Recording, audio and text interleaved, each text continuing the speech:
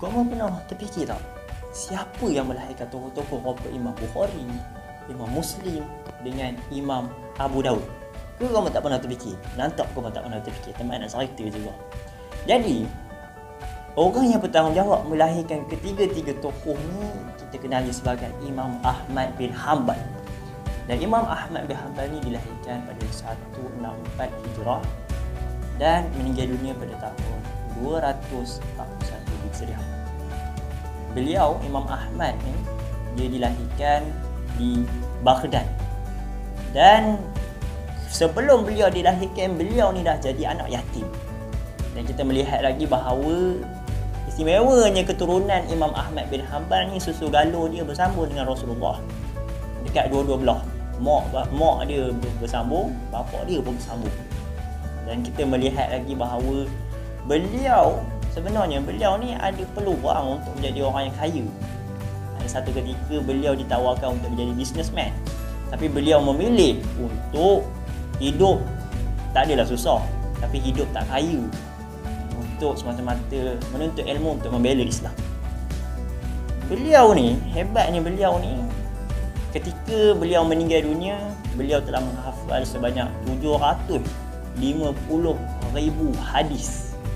Dan dikatakan bahawa selepas dia beliau, Imam Ahmad ni meninggal dunia, dikumpulkan semua kertas catatan yang mampu membawa kertas catatan tu adalah hanya sebanyak 12 ekor unta kalau nak bawa semua kertas catatan dia.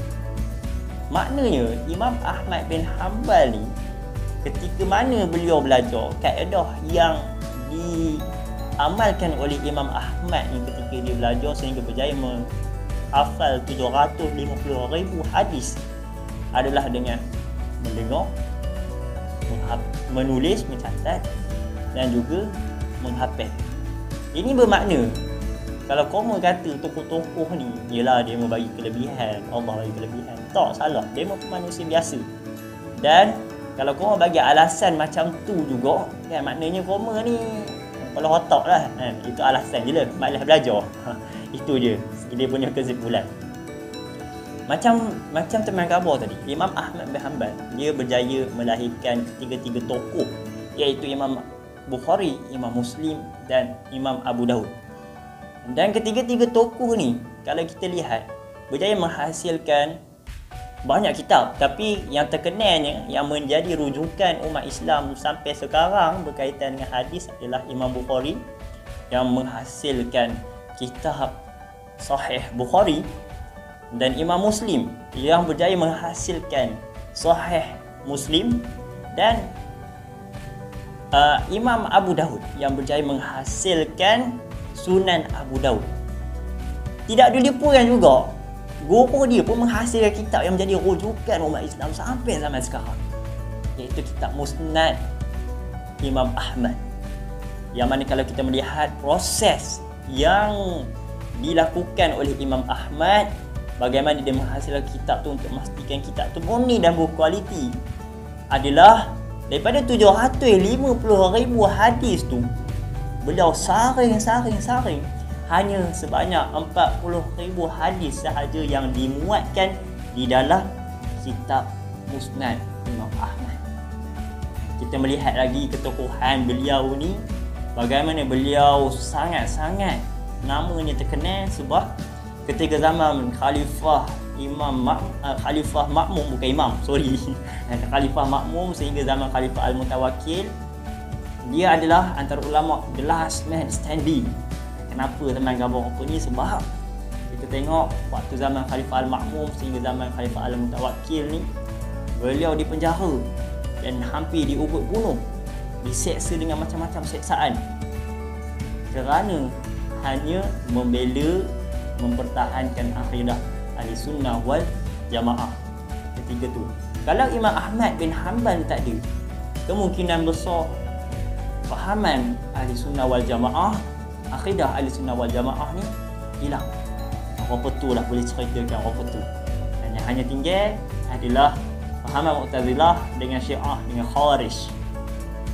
Jadi macam teman ceritakan tadi, beliau punya sumbangan kepada umat Islam sangat-sangat besar. Ada satu kisah di mana Imam Ahmad bin Hanbal, keajaiban yang menyebabkan terpeliharanya akidah Ahlussunnah wal Jamaah tu ketika mana dia ni dihukum, hampir dihukum bunuh, sebelum tu dihukum sebat, dan ketika hukuman sebatan di Khalai Aram yang berlaku, apa yang berlaku, seluar sebabkan sebatan tu terlampau kuat, benang yang ada pada seluar Imam Ahmad bin Hanbal tu hampir terjelur, hampir menampakkan aurat dan hampir menampakkan kemaluan. Tapi Imam Ahmad bin Hanbal berdoa, "Ya Allah, jika aku berada di pihak yang benar, maka engkau peliharalah auratku."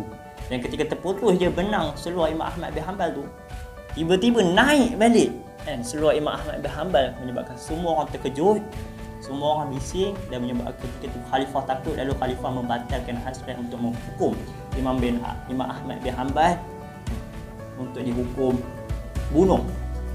Jadi kita melihat bagaimana Imam Ahmad bin Hanbal ketekunan dia dalam mempertahankan akidah Ahlussunnah wal Jamaah.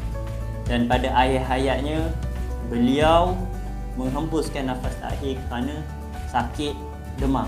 Lebih kurang demam apa tu lah. Pada umur lebih kurang 80 lebih beliau meninggal dunia.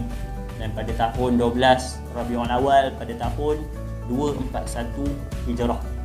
Dan ketika beliau meninggal dunia, dan dikatakan hebat, seluruh umat Islam ketika tu dinyatakan hampir 800,000 dan ke atas yang melawat jenazah Imam Ahmad bin Hanbal.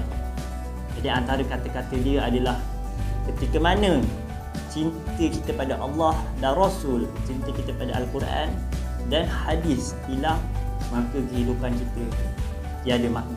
Itu antara kata-kata dia yang terkenal lah, lebih kurang macam tu lah kabur. So itu sahaja yang teman nak sampaikan. Harap kamu dapat mempelajari nilai yang disampaikan oleh Imam Ahmad bin Hanbal. Dalam susah senang kita kena mempertahankan Islam. Kalau tak ada siapa yang nak mempertahankan Islam, maka siapa lagi? Hanya kita yang mampu untuk mempertahankan Islam, tak ada orang lain. So itu dia. Assalamualaikum.